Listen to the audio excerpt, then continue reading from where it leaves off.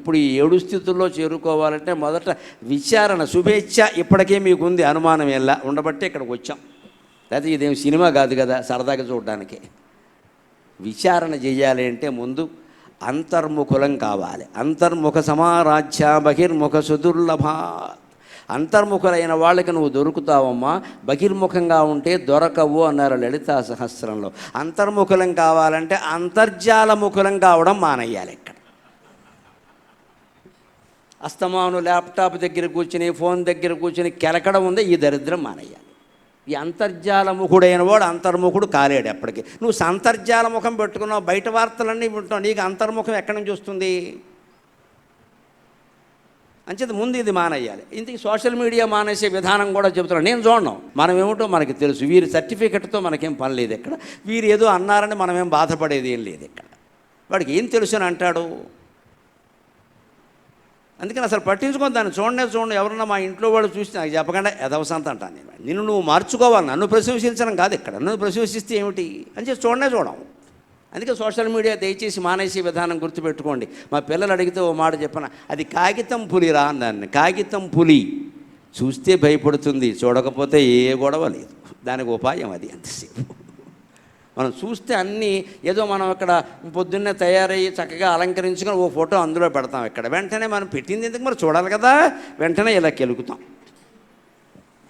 ఒకరెవరో చూసిన వాళ్ళు బాగున్నావు అంటాడు, ఇంకొకడు యదమోహం వేసుకొని నీకు పెళ్ళి ఎలా అవుతుంది అంటాడు. చచ్చిపోతాం ఇక్కడ. ఎందుకు పెట్టామమ్మా ఫోటో? అసలు పని లేక. మనలో ఒక అహం ఏమిటంటే నా ఫోటో అందరూ చూడాలి. నువ్వే దేవుడువా? ఈ అహం పోగొట్టుకుంటే పెట్టక్కల్లా. ఇవాళ చిన్నపిల్లల దగ్గర నుంచి కోరుకునేది పబ్లిసిటీ. వాడు అందులో పెట్టేస్తారు పట్టుకెళ్ళి ఇక్కడ ప్రతిదాన్ని.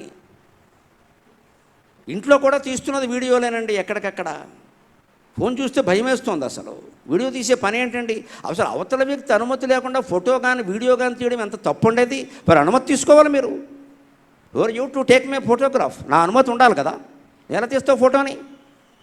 వీడియో తీసేస్తారు ఇక్కడ ప్రత్యేకంగా. ఆ సమయానికే ఏదో ఆవేశంలో ఓ మాట వచ్చిందనుకో, దాని మీద రాత్రి టీవీలో చర్చ వస్తుంది. ఇంకా గరికపాటి వారు ఇలా అన్నారట, ఈ మొత్తం ప్రసంగం పోయింది ఇక్కడ. అందుకే recording is not allowed, camera is not allowed. ఎందుకంటే వాళ్ళ స్వార్థాలకు ఎవడు ఇలా మాట్లాడగలిగిన వాడు, చెప్పగలిగిన వాడు ఎవడు వినియోగించుకుంటాడు ప్రసంగాలని. అలా అన్నారు, ఇలా అన్నారు. నీకు తెలుసు, నువ్వు మాట్లాడు 2 గంటలు కూర్చుని అక్కడ తెలుస్తుంది ఏం మాట్లాడాలో. ఒక జటిలమైన విషయాన్ని, వేదాంతాన్ని జనంలోకి తీసుకెళ్ళాలంటే 100 రకాల మసాలాలు కలపాలమ్మా. ఒక్క మసాలా ఎవడు వినడు ఇక్కడ. దానికి అనేకం కలపాలి. సినిమాలు కలపాలి, రాజకీయాలు కలపాలి, వాళ్ళక్కడ కలపాలి, వశనపురం కలపాలి. లేకపోతే ఎంతమంది కూర్చుని వినరు అక్కడ. దానికోసం ఏదో చేస్తాం. అవన్నీ మా ఉద్దేశాలు కావు. అది అర్థం కావాలంటే ప్రశాంతంగానే వినాలి. ఫోటోలు తీయకూడదు, వీడియోలు తీయకూడదు, ఏమి రాయకూడదు, ఏమొద్దు, విను అంతే. అప్పుడు అర్థమవుతుంది అది. అందుకని విచారేణ పరిజ్ఞాత అన్నాడు. అలాగా తనుమానస పదార్థాభావన తుర్యగా అనే స్థితికి మనం చేరుకోగలిగితే అప్పుడు మనం పొందే గొప్ప స్థితి ఏమిటో తెలుసా? విద్యతే హృదయ గ్రంథికి. మరో అద్భుతమైన మాట చెబుతున్నాడు వశిష్ఠుడు రాముడికి. విద్యతే హృదయ గ్రంథికి ఛిద్యంతే సర్వ సంశయాక క్షీయంతే చాస్య కర్మాణి యస్మిన్ దృష్టే పరావరే. విద్యతే హృదయ గ్రంథికి. ఈ హృదయంలో ఉండే గ్రంథి అంటే ముడి.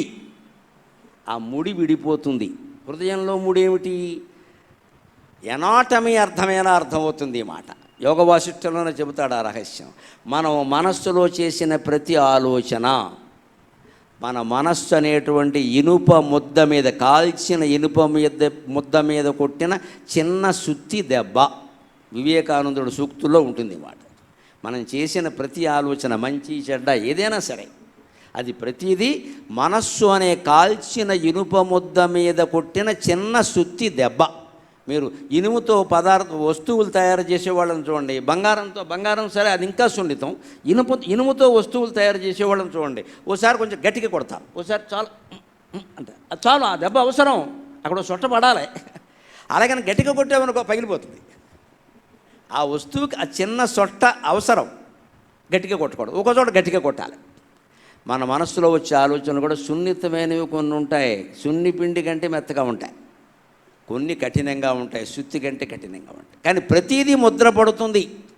ఈ ముద్ర ఏమవుతుందో తెలుసా? మనస్సు అంటే ఏం లేదు, ప్రాణవాయువు, గాలి. ఆ ప్రాణవాయువులో ప్రవేశించింది. సరిగ్గా మనం ఊపిరి అంటున్నాం, లోపల నుంచి బయట ఆలోచనలన్నీ మనలోకి వచ్చాయి, బయట ఆలోచనలన్నీ మనలోకి వచ్చాయి. అంటే లెక్క పుస్తకం చదువుతున్నావంటే మనలో ఉండే చెత్త అంతా బయటికి పోతుంది. ఫోన్ చూస్తున్నామంటే బయట ఉండే చెత్త అంతా మనలోకి వస్తుంది. ఏం చేయాలో ఆలోచించుకుందాం. పుస్తకానికి ఫోన్కి తేడా.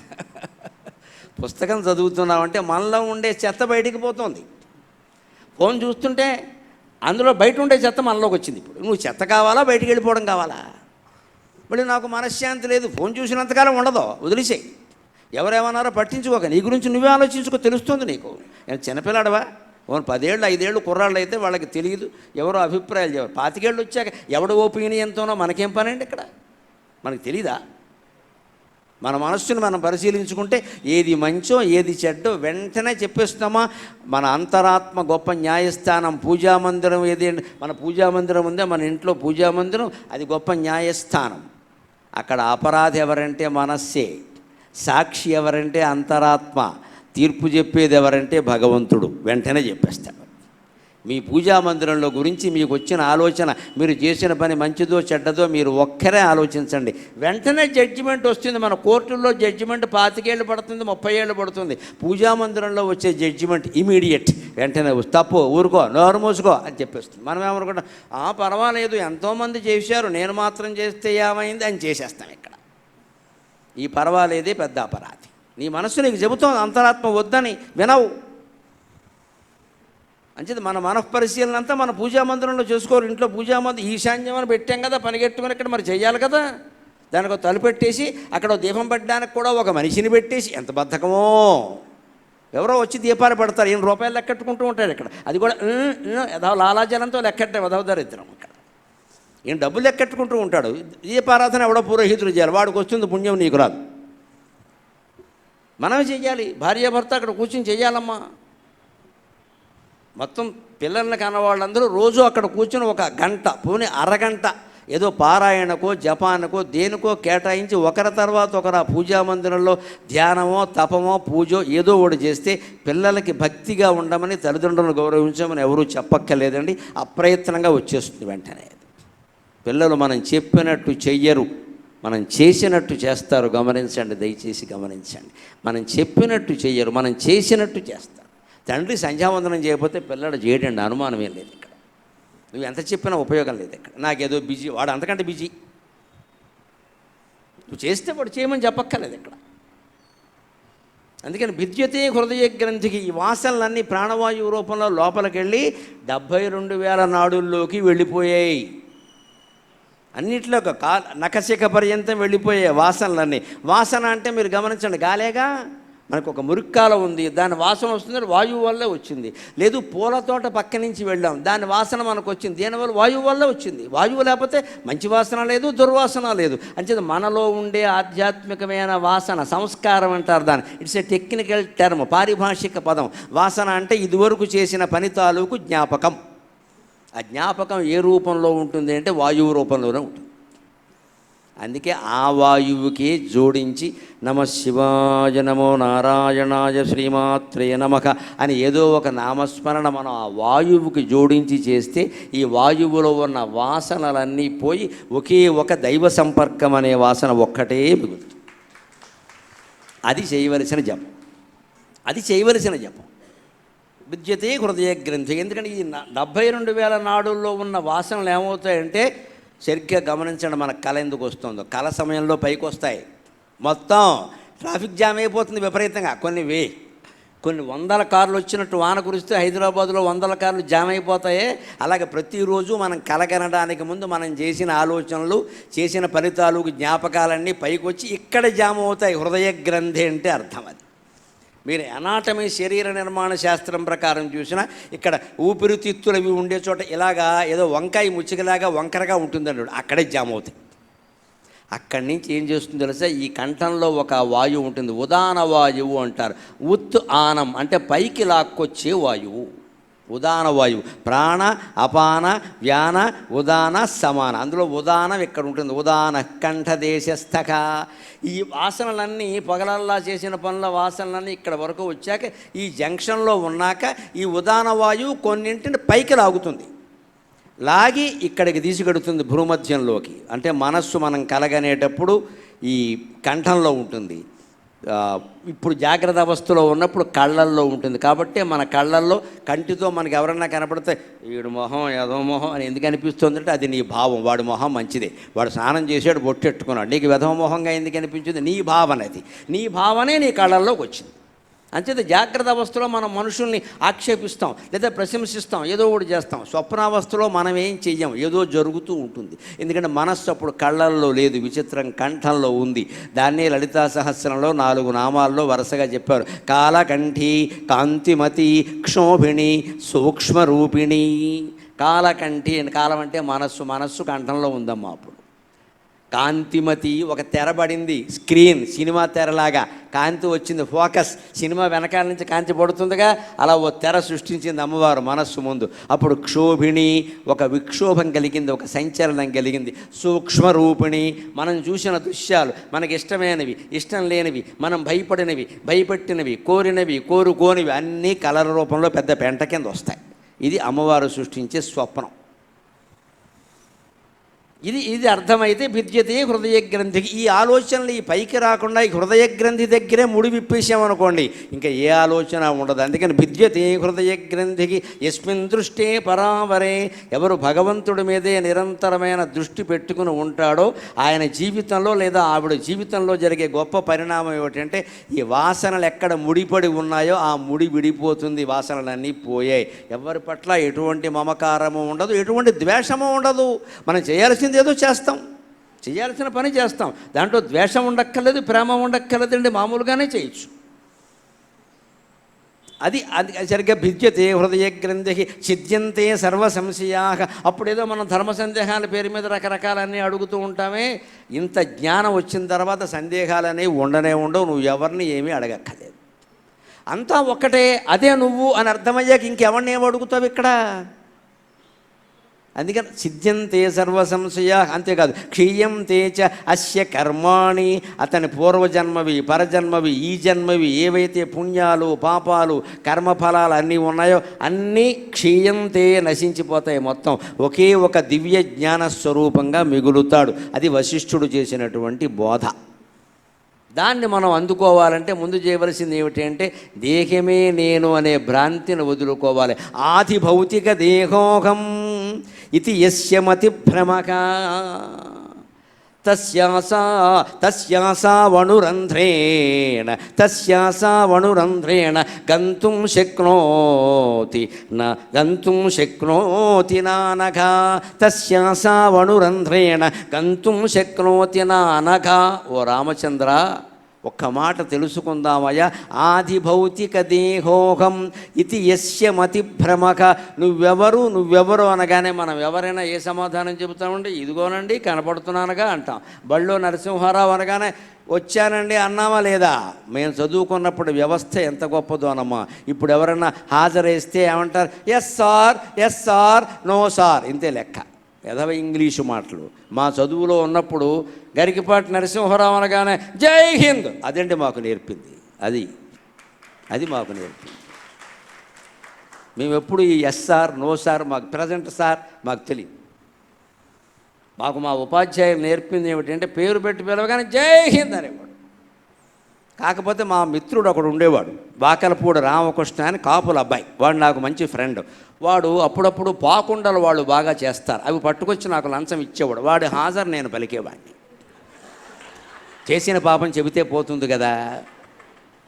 ఎందుకంటే వాడికి దోళ్ళ కాసుకోవడం అనే గొప్ప పని ఉంది. నాకేం పని ఉంది? చదువుకోవడం తప్ప. బ్రాహ్మణ కుటుంబంలో పుట్టే చదువుకోకపోతే మా ఇంట్లో ఊరుకోరు, గేదెలు కాయకపోతే వాళ్ళ ఇంట్లో ఊరుకోరు.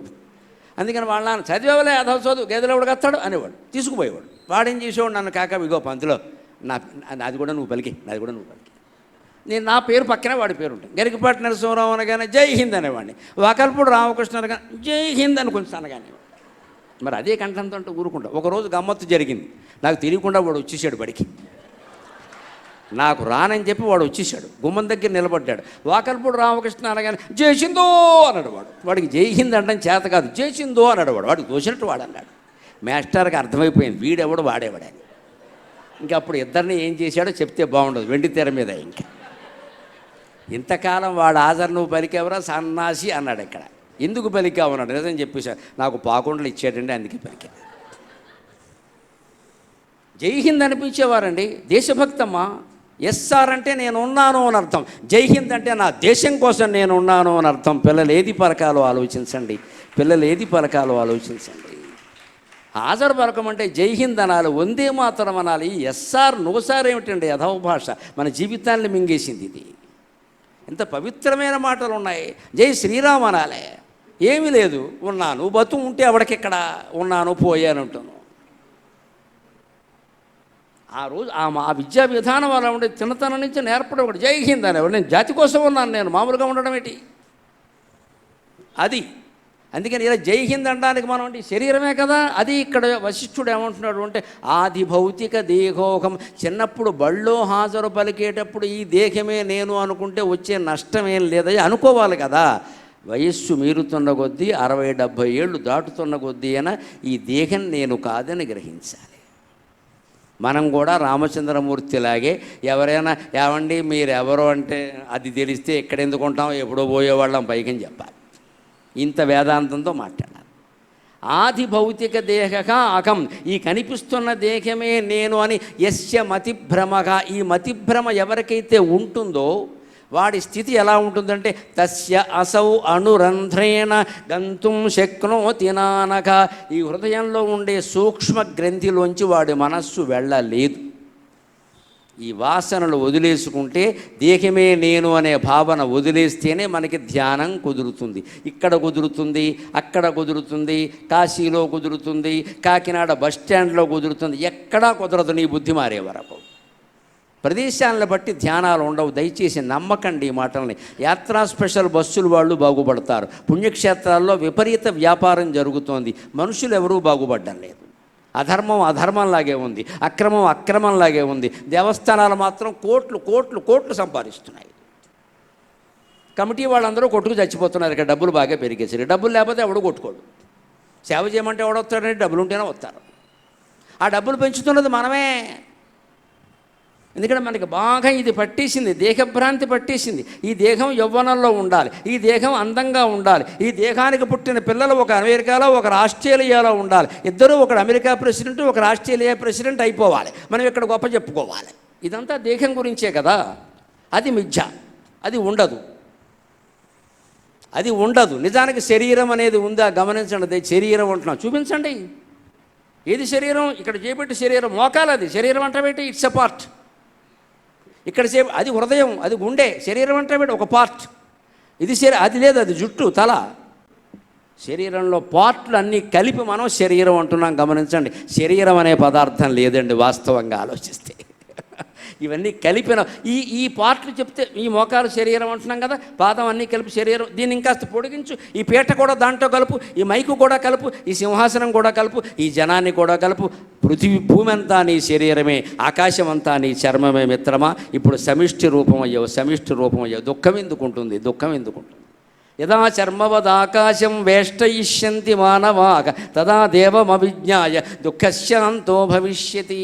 ఈ శరీరం నా చర్మం అనుకోకుండా ఆకాశమే నా చర్మం అని అనుకోగలిగితే అదే భావన బలంగా బలంగా బలంగా అదే భావన బలీయం చేసుకుంటే ఇన్ని స్త్రీ పురుష భేదాలు ఉండవు, కుల భేదాలు ఉండవు, మత భేదాలు ఉండవు, ప్రాంత భేదాలు ఉండవు, నావారు పరాయి వారు అనే భేదాలు ఉండవు. కోర్టుకి వెళ్ళేవాడు ఉండడు, పోలీస్ స్టేషన్కి వెళ్ళేవాడు ఉండడు. ప్రపంచం శాంతిమయంగా ఉండాలి అంటే అద్వైత జ్ఞానం పొందడం ఒక్కటే మార్గం, ఒక్కటే మార్గం, రెండో మార్గం లేదు.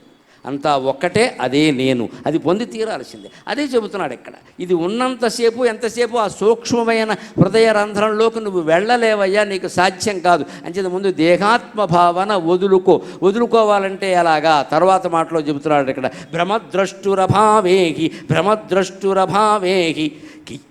కీదృశీ భ్రమతా భ్రమే భ్రమద్రష్టురభావే కీదృశీ భ్రమతా భ్రమే నాస్త్యేవ భ్రమసత్తాతో నాస్త్యేవ భ్రమసత్తాతో యదస్తి తదజం పదం యదస్తి తదజం పదం. భ్రమద్రష్టురభావేకి భ్రమపడుతున్నాం మనం దేహమే. ఆ భ్రమ పోవాలంటే ఈ భ్రమపడుతున్నవాడెవడు అని ఆలోచించాలి. దేహమే నేను అనుకుంటున్నవాడెవడు? ఎవడైనా దేవుడు లేడు అన్నాడు అనుకో, వాడితో మనం వాదించకూడదు, అనవసరం సమయం దండగా. వాడిని వేయాల్సింది ఒకటే ప్రశ్న, దేవుడు లేకపోతే నువ్వు ఉన్నావా? ఉంటానంటే నేను లేకపోవడం ఏంటంటే, ఎలా ఉన్నారు మీరు? కనపడుతున్నావు నాయన, నువ్వు ఉన్నావు. నువ్వు ఎవరో చెప్పు అంటే ఏం చెబుతాడు? శరీరం నువ్వేటి? అయితే ప్రాణం పోయిన శరీరం అక్కడే ఉండగా మరి సుబ్బారావు అంటే ఎవడో పలకట్లేదామండే. ఎవరన్నా సుబ్బారావులు ఉంటే ఏమనుకోకుండా నోటుకొచ్చిన పేరు చెప్పాను, ఏదో ఒకటి చెప్పాలి కదా.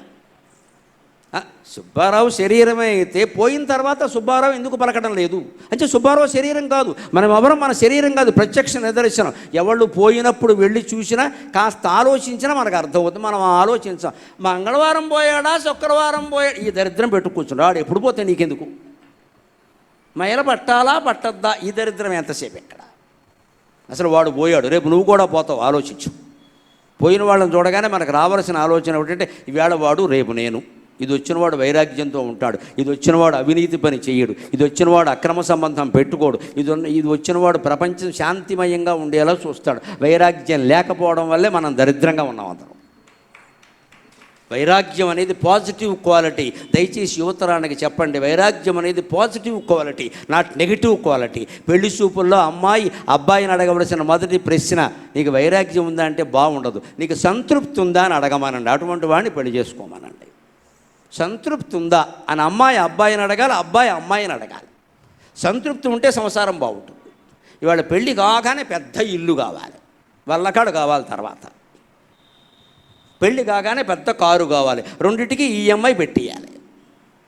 అంతే పెళ్లి చేసుకునే వాళ్ళు ఉండవలసింది సంతృప్తి అండి. దాన్నే వైరాగ్యం అన్నారు వేదాంత భాషలో. వైరాగ్యం కొంచెం ఘాటైన మాట, సంతృప్తి చాలా చక్కని మాట. సంతృప్తి ఉన్నదేదో ఉంది కదా, ఇంకే వేరే ఎందుకు కోరుకుంటున్నావు?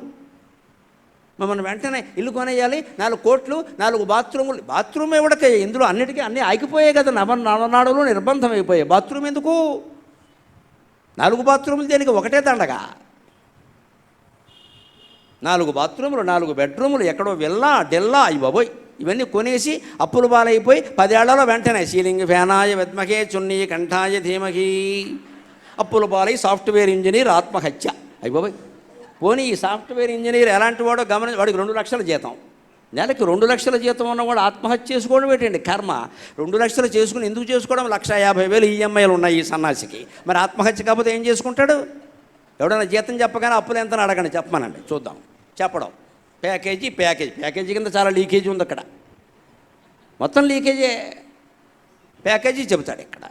పెళ్ళిలో అడగవలసింది ప్యాకేజీ కదమ్మా. నీకు సంతృప్తి ఉందా? Are you satisfied with what you have?